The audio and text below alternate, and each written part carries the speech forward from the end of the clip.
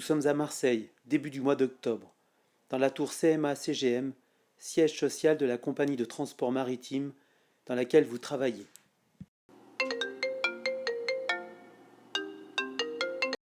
Vous recevez un appel du logisticien chargé d'organiser le transport, la livraison des iPhones assemblés par l'entreprise Foxconn à Shenzhen, à 30 km du port de Hong Kong.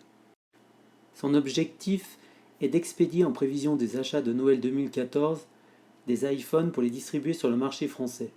La marchandise sera prête à la fin du mois d'octobre et devra impérativement parvenir en France avant le 1er décembre.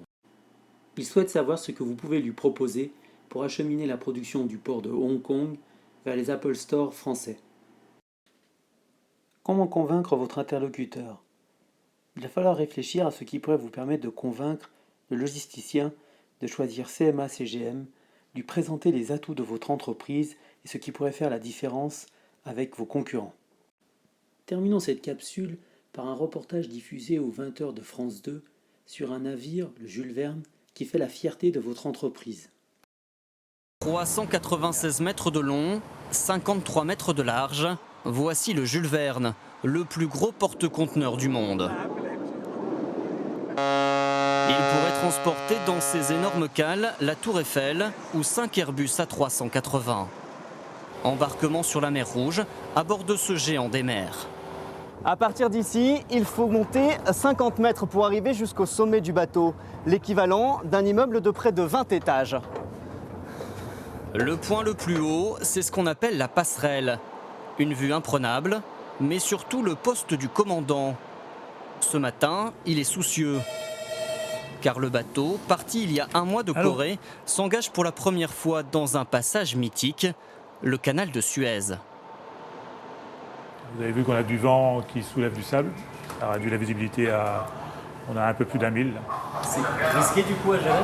Non, c'est pas risqué, mais ça demande de l'attention. Faut pas s'écarter du chemin. Lorsqu'on navigue au milieu du désert, aucune erreur de trajectoire n'est permise. Un écart de seulement 20 mètres et le bateau s'échouerait. Un danger permanent pour ce navire qui a besoin de 3 km pour s'arrêter. Et l'équipage est d'autant plus prudent que l'enjeu économique est énorme. Le bateau transporte environ un demi-milliard d'euros de marchandises. Principalement des biens manufacturés exportés d'Asie vers l'Europe. Donc ça veut dire du matériel IFI, des biens de grande consommation, des vêtements, des bicyclettes par exemple, et aussi des biens industriels pour la production en Europe. Ça a été chargé dans quel port ? Un peu partout, à Shanghai, dans les différents ports chinois, mais aussi en Malaisie.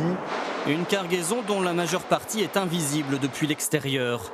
Pour la trouver, il faut aller sous le niveau de l'eau. Alors nous sommes dans une cale, là, à l'intérieur de la coque du navire.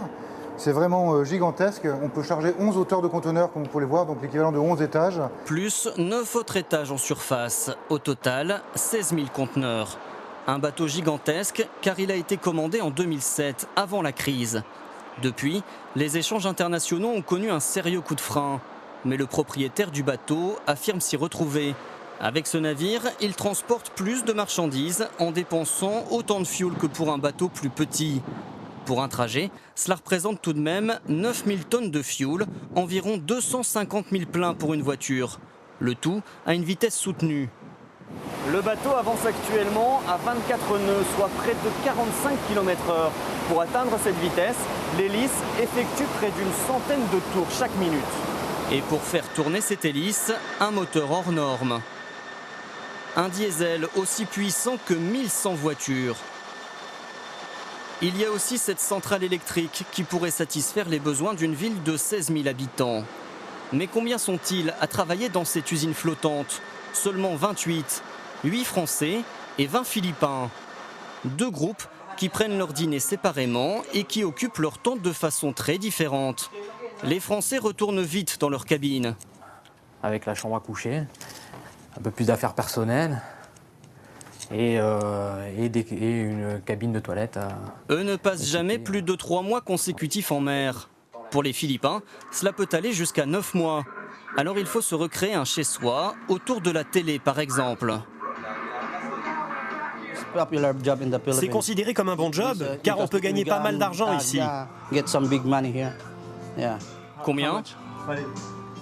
Ça peut aller jusqu'à 1500 €. C'est beaucoup pour les Philippines, parce qu'un euro chez nous, c'est déjà énorme. Un métier qui leur laisse aussi plein de temps pour leur activité favorite, le karaoké.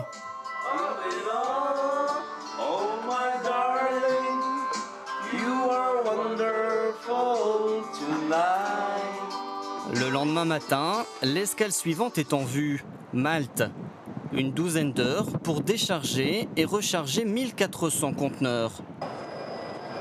Le Jules Verne poursuivra ensuite sa route vers l'Europe du Nord avant de repartir vers l'Asie. Une rotation qu'il effectuera 4 fois par an.